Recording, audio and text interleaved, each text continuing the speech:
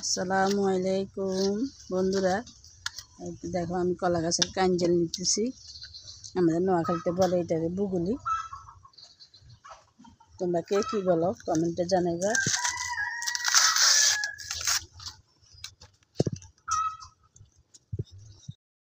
তো আমি এখানে কলা গাছের কাঞ্জল নিতেছি।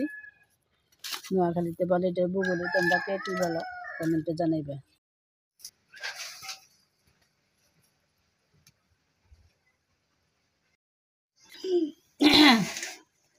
বন্ধুরা দেখো আমি কাঞ্জল কাটলাম না, কাঞ্জলগুলো ফুটা বাছা করে ধুয়ে নিলাম, সাথে 2টা আলু দিলাম, মাছ আছে, মশারি ডাল দিয়ে শাক দিয়ে কাঞ্জল রান্না করব। লাউ পাতা দিয়ে সাথে নিজেদের গাছে নোয়াখালীতে বলে বুগুলি।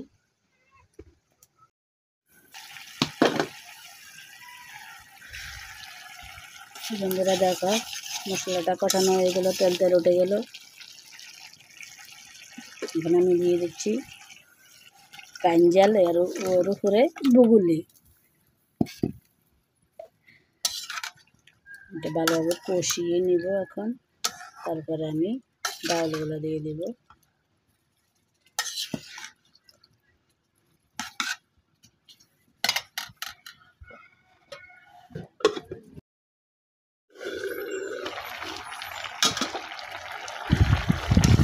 দেখো বন্ধুরা আমার ভালোভাবে কষানো হয়ে গেল কাঞ্জালগুলা। এখন আমি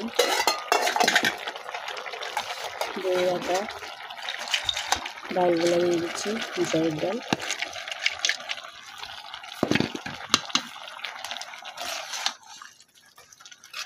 সিদ্ধ হয়ে গেলে তারপরে আমি লাউ শাকটা দিয়ে দিব।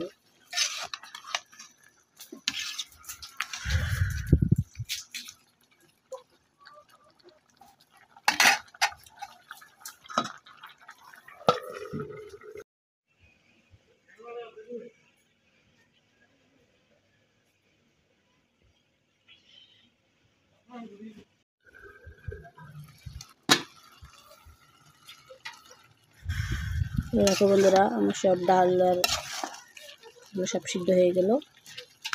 এখন আমি পানি দিয়ে দিব।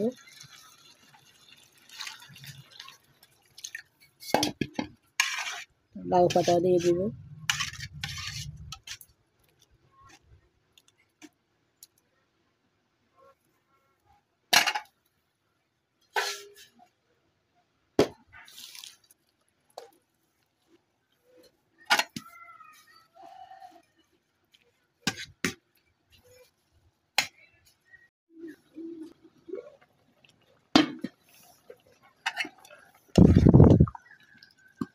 দেখো আমার লাউ শাকটা সিদ্ধ হয়ে গেল।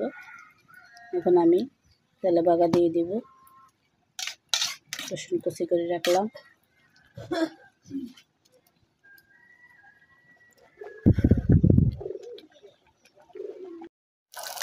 বন্ধুরা দেখো মেয়ের জন্য ডিম ভাজলাম। মেয়ে এগুলো দিয়ে ভাত খাবে না বলে দিচ্ছে। এখন একটা ডিম ভেজে নিলাম পেঁয়াজ মরিচ দিয়ে মেয়ের জন্য। তো বন্ধুরা দেখো আমার তরকারি বানানো। এখন আমি তরকারিটা নামিয়ে নিলাম।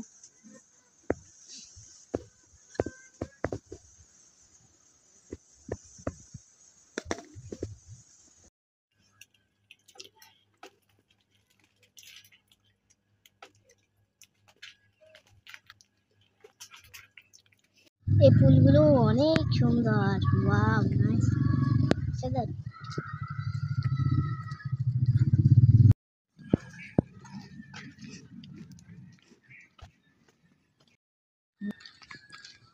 হ্যালো ভাই, দেখুন আমার মাসির বাড়িতে দিতে যাচ্ছি। সবাই আমার জন্য দোয়া করবেন।